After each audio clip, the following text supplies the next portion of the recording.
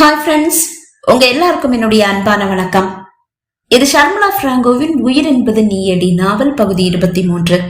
வாசிப்பது ஷர்மிளா பிராங்கோ. வாங்க ஃப்ரெண்ட்ஸ், தொடர்ந்து கதையை கேட்கலாம்.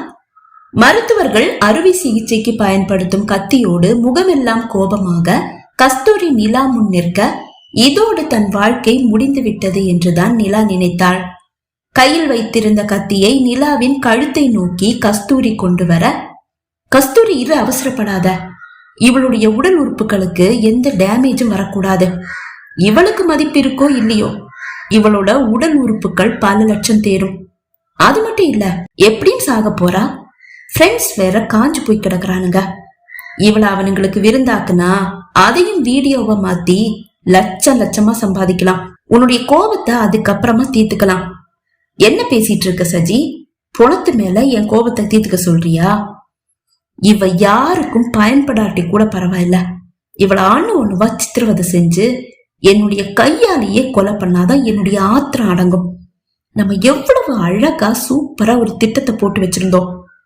அது கை கூடி வர்ற நேரம் இவ தானே எல்லாத்தையும் நாசம் பண்ணா. அந்த திட்டத்துக்காக நான் எவ்வளவு கஷ்டப்பட்டேன். சித்தப்பா முன்னாடி சும்மா கையிலையும் காலையும் கட்டு போட்டு நடிக்கவா முடியும்? அவரே டாக்டர்.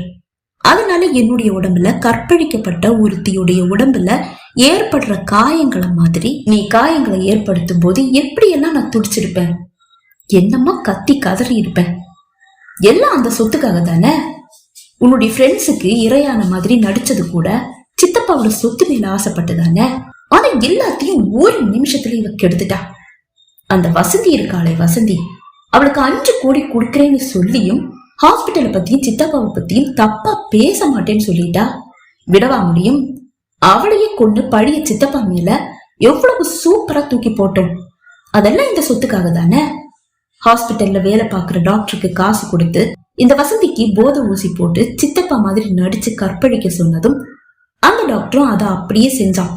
ஆனா அந்த வசந்திக்கு சித்தப்பா மேல சந்தேகமே இல்ல.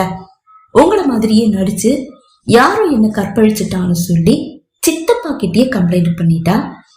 யார் மேல அவளுக்கு சந்தேகம் இருக்குன்னு சித்தப்பா கிட்ட சொல்ல, அவரும் அந்த டாக்டரை வேலையில இருந்து தூக்கிட்டாரு.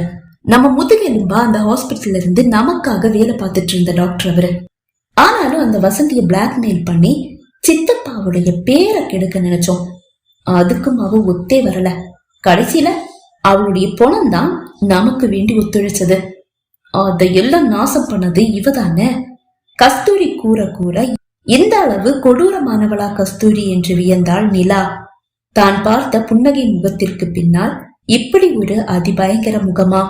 இப்படிதான் இந்த உலகில் பல பேர் நடமாடுகிறார்கள் என்பது அவளுக்கு அப்போதுதான் புரிந்தது.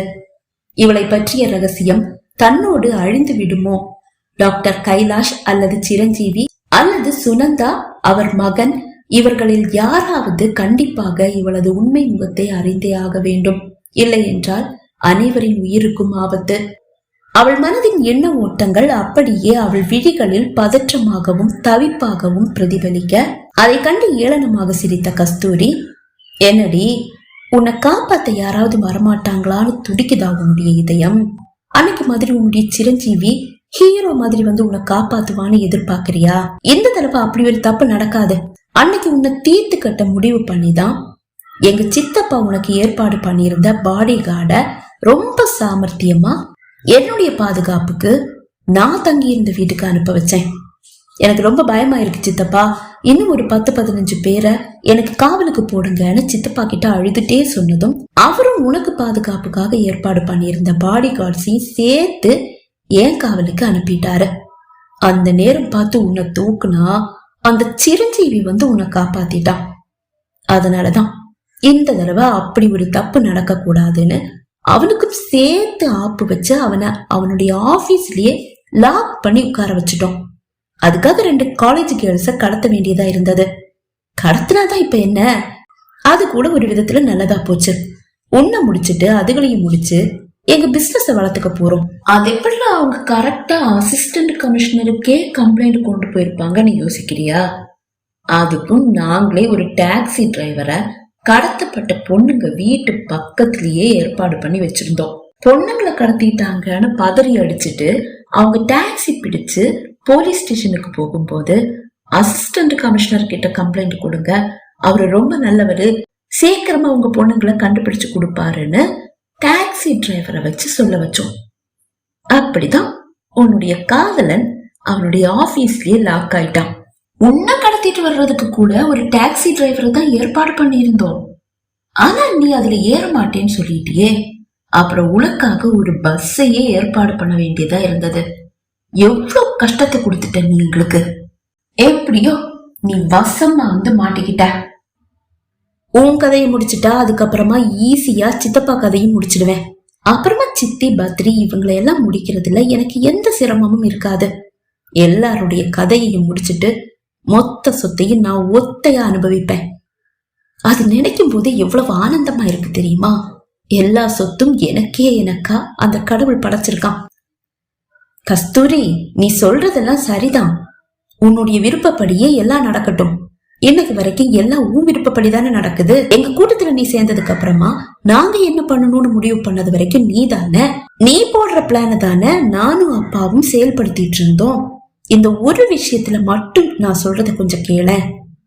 இல்ல சஜி, நீ என்ன சொன்னாலும் நான் கேட்க போறதில்ல. இந்த விஷயத்துல மட்டும் நீ தலையிடாத.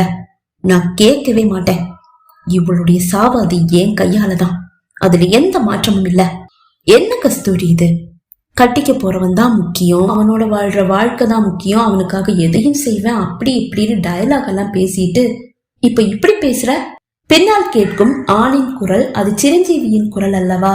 வியப்போடும் மகிழ்ச்சியோடும் நிலா திரும்பி பார்க்க, ஆம், கம்பீரமாக அறைக்குள் வரும் சிரஞ்சீவியின் பின்னால் டாக்டர் கைலாஷ், சுனந்தா, பத்ரி மட்டுமல்ல, ஒரு போலீஸ் படையே இருக்கிறது. கஸ்தூரியோ சங்கர் சஜியோ இதை சற்றும் எதிர்பார்க்கவில்லை. எப்போதும் சிரஞ்சீவி அவனது அலுவலகத்தில் இருக்கிறான் என்ற தகவல் அல்லவா அவர்களுக்கு வந்து கொண்டிருக்கிறது. அப்படி இருக்கும் போது அவன் எப்படி இங்கு? எப்படா இப்படி மாட்டிக்கிட்டோன்னு நினைக்கிறீங்களா? ரொம்ப சிம்பிள். டாக்டர் கைலாஷோட ஹாஸ்பிட்டலுக்குள்ளேயே எதிரியோடைய ஆட்கள் வேலை பாக்குறாங்கன்னா அவங்க அவ்வளவு ஈஸியா நுழைய முடியாது. அப்படி அவங்க நுழைஞ்சிருக்காங்கன்னா எதிரி கண்ணட்டா தூரம் மட்டும் இல்ல, கையற்ற தூரத்திலயும் இருக்கான்னு நான் ரொம்ப சிம்பிளா கால்குலேட் பண்ணேன். அது ஒரு பொண்ணுன்னு சில வாட்ஸ்அப் மெசேஜ்கள்ல இருந்து கண்டுபிடிச்சேன். ஃபார் எக்ஸாம்பிள், வசந்தி புருஷனை ஆட்டி வச்ச அந்த ரவுடிக்கு வந்த வாய்ஸ் மெசேஜ்ல பேசுறது ஒரு ஆணை ஆனாலும் அவனுக்கு கட்டளை இடுறது ஒரு பொண்ணு. சில இடங்கள்ல அந்த பொண்ணோட குரல் ரொம்ப தெளிவா கேக்குது. இதையெல்லாம் கோட்டை விட்டுட்டிய கஸ்தூரி. அந்த பொண்ணு யாருன்னு தெரிஞ்சுக்கதான் நிலா கடத்தப்பட்ட மறுநாள் நிலாவை ஆபீஸுக்கு கூட்டிட்டு போய் விசாரிச்சேன். எதிரி கஸ்தூரி தான்னு நிலா சொல்லாம சொல்லிட்டா.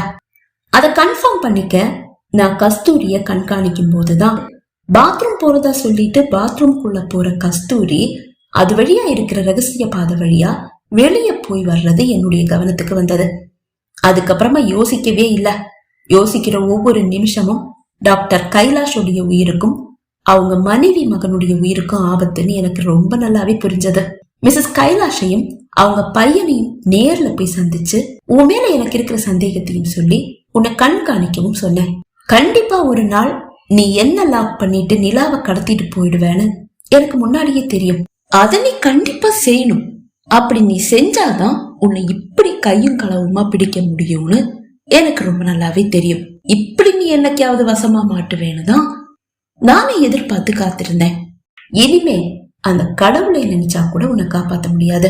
ஆனாலும் நீ ரொம்ப புத்திசாலிதான். இன்னைக்கு 2 காலேஜ் கேர்ள்ஸ் மிஸ் ஆனதும் அது உன்னோட வேலைன்னு சத்தியமா நான் நினைக்கல. நிலா போன் பண்ணி நடக்கிற விஷயங்களை சொல்லும் போதுதான் நீதான் என்ன லாக் பண்ண இப்படி ஒரு நாடகத்தை அரங்கேற்றி இருக்கேன்னு எனக்கு புரிஞ்சு போச்சு. உடனே டாக்டர் கைலாஷ் மிஸ்ஸஸ் கைலாஷ் பத்ரிக்கு போன் பண்ணி அவங்கள அலர்ட்டா இருக்க சொன்னதோட உன்னை கண்காணிக்கவும் சொன்னேன். அதே மாதிரிதான் சங்கர், சஜி, நீ இருக்கிற ஏரியா ஸ்டேஷனுக்கெல்லாம் போன் பண்ணி உங்க எல்லாரையும் க்ளோஸா வாட்ச் பண்ண சொன்னேன். அதுக்கப்புறமா காலேஜ் கேர்ள்ஸ் இருக்கிற இடத்தையும் நிலா இருக்கிற இடத்தையும் கண்டுபிடிக்க எங்களுக்கு அதிக நேரம் எதுவும் ஆகல. இப்போ ஒரு சந்தேகம் பாக்கி இல்ல. நான் என்னுடைய ஆபீஸ்லயே இருக்கிறதா, என்ன கண்காணிக்க என்னுடைய ஆபீஸ் வாசல்ல தவம் கிடக்குற நீங்க ஏற்பாடு பண்ண 2 அப்பாவிகளும் உங்களுக்கு மெசேஜ் பண்ணிட்டே இருக்காங்கல்ல, அது வேற ஒண்ணு இல்ல கஸ்தூரி, நீ கத்து கொடுத்த பாடம் தான்.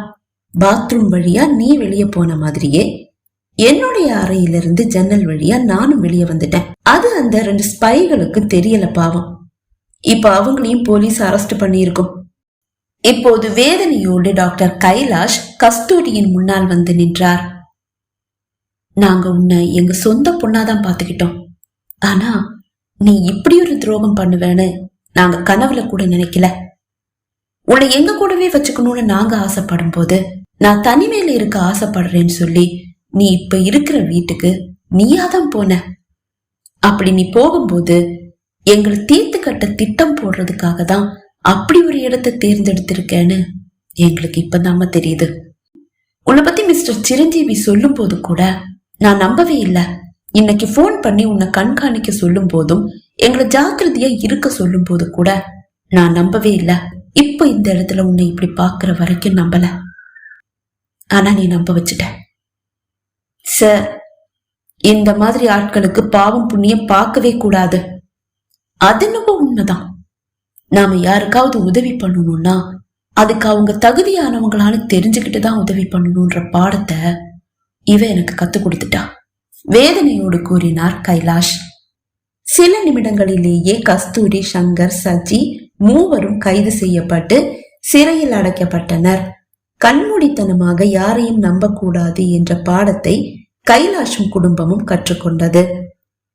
வழக்கு முடிவுக்கு வந்ததும் மேகாலயா மாநிலம் சிரஞ்சீவியை தங்களுக்கே விட்டு தருமாறு கோரிக்கை விடுக்க மீண்டும் சிரஞ்சீவி மேகாலயா கிளம்பிவிட்டான். இதற்கிடையில் சிரஞ்சீவி நிலா திருமண ஏற்பாடுகள் படுமும்முரமாக நடந்தேறிக் கொண்டிருந்தது. அவசர அவசரமாக திருமணத்தை முடிக்க சிரஞ்சீவி நினைத்தாலும் அவன் வீட்டார் ஒப்புக்கொள்ளவே இல்லை. திருமணம் 2 மாதங்களுக்கு பிறகு ஜாம் ஜாம் என்று நடக்க இருக்கிறது. ஊரை கூட்டி விருந்து வைக்க வேண்டும் என்பது சிரஞ்சீவியின் வீட்டாரின் ஆவல். வீட்டாரின் விருப்பத்திற்கு தன் திருமணத்தை விட்டு கொடுத்து விட்டான் சிரஞ்சீவி. வயிற்றெரிச்சலிலேயே திரிந்து கொண்டிருந்த சுப்ரியா, சிந்து, சித்ராவை யாரும் பொருட்படுத்தவே இல்லை. சுப்ரியா, ஈஸ்வர் திருமணம் தான் முதலில் நடக்க போகிறது. அதன் பிறகு சிரஞ்சீவி நிலா திருமணம். அதன் பிறகுதான் நிரஞ்சன் மஞ்சுளா திருமணம் என்று முடிவானது. சிரஞ்சீவி மேகாலயா வந்து 1 வாரம் ஆகி இருந்தது. இன்று ஒரு வேலையாக லிவிங் ரூட் பிரிட்ஜின் பக்கம் வந்திருந்தவன் விசாரணையை முடித்துக் கொண்டு நிலாவை முதன்முறை சந்தித்த அந்த லிவிங் ரூட் பிரிட்ஜுக்கு வந்தான். எப்போதும் சுற்றுலா பயணிகள் ஆங்காங்கே நிற்பதுதான் வழக்கம். ஆனால் இன்று அங்கு ஒருவரையும் காணவில்லை. சற்று தொலைவில் ஒரு பெண்ணும் இன்னும் சற்று தொலைவில் ஒரு அழகான காதல் ஜோடியும் நிற்கிறார்கள். அதை தவிர்த்தால் அங்கு வேறு ஒருவரும் இல்லை. மழை இப்போதும் பூவாக தூவிக்கொண்டுதான் இருக்கிறது. அந்த இதமான மழையில் நனைந்தபடியே தான் நிற்கிறான் சிரஞ்சீவி. மேகாலயா வந்த பிறகு 1 2 முறை மட்டுமே நிலாவை அழைத்து பேசினான். வேலை பளு காரணமாக அவளிடம் பேசக்கூட அவனுக்கு நேரம் கிடைக்கவில்லை. என்று இப்போது அந்த காதல் ஜோடியை கண்டபோது நிலாவோடு பேச வேண்டும் என்று அவன் மனதில் ஒரு ஆவல். உடனே செல்லை எடுத்து அவளை அழைத்தும் விட்டான். சொல்லுங்க சார், என்ன பண்ணிட்டு இருக்கீங்க? உங்க நினைவுல வாடி தவிச்சிட்டு இருக்கேன். அப்படின்னா சட்டுன்னு பிளைட்டை பிடிச்சு மேகாலயா வர வேண்டியது தானே? மழையில் நனையும் போதும் உன் நினைவுகள் என்னை தீயாக சுடுதடி என் காதலி. ஓ, ஐயாவுக்கு கவிதை கூட வருதா? உன் நினைவுல வாடி தவிக்கும் போது கவிதை தானே வரும். உன்னை உடனே பார்க்கணும்னு ஆசையா இருக்கு. அதுதான் வந்துட்டேனே. வந்துட்டியா? எஸ். இப்ப எங்க இருக்க? உங்க ஆபீஸ் போன. நீங்க ஏதோ விசாரணைக்காக லிவிங் ரூட் பிரிட்ஜ் பக்கம் வந்திருக்கிறதா சொன்னாங்க. சரின்னு உங்களை தேடி இங்கேயே வந்துட்டேன். இங்கேயா? எஸ். நீ எங்க நிக்கிற? ஆவலாய் கேட்டவனின் முன்னால் சற்று தள்ளி குடையுடன் நிற்கும் அந்த பெண் அவனை நோக்கி திரும்பினாள். ஆம், அது நிலாவேதான். மழை தூறலில் இருந்து தப்ப குடையோடு வந்திருப்பவளின் அருகில் வந்தவன் குடைக்குள் புகுந்து ஆசையாய் அவளை கட்டி கொண்டான். நீண்ட நாள் தாகம் தீர்த்துக்கலாமா? ஆசையாய் அனுமதி வேண்டி நின்றவனுக்கு விழி அசைத்து அனுமதி அளித்தவளின் விழிகளிலேயே முதல் முத்தத்தை பதித்தான். அங்கு ஒருவரும் இல்லை என்றாலும் குடையை சாய்த்து அவனது முத்தங்களுக்கு தன்னை முழுமையாக விட்டு கொடுத்தாள் நிலா. முத்த மழையில் நனைந்து மொத்தமாக தன் மீது சாய்ந்தவளின் கையில் இருந்த குடையை வாங்கி தூக்கி எறிந்தவன் அவள் இடையை சுற்றி வளைத்துக் கொண்டு அத்துமீறல்களுக்கு அனுமதி கிடைக்கும் அந்த அழகான நாளை ஆவலாய் எதிர்பார்த்து அவளோடு மழையில் நனைந்தபடியே நடந்தான். உயிர் என்பது நீயடி நாவல் நிறைவடைந்தது. நாவலை கேட்டு ரசித்த அனைவருக்கும் நன்றி. மீண்டும் ஒரு புது நாவலோடு உங்களை சந்திக்கும் வரை விடைபெறுகிறேன். நன்றி, வணக்கம்.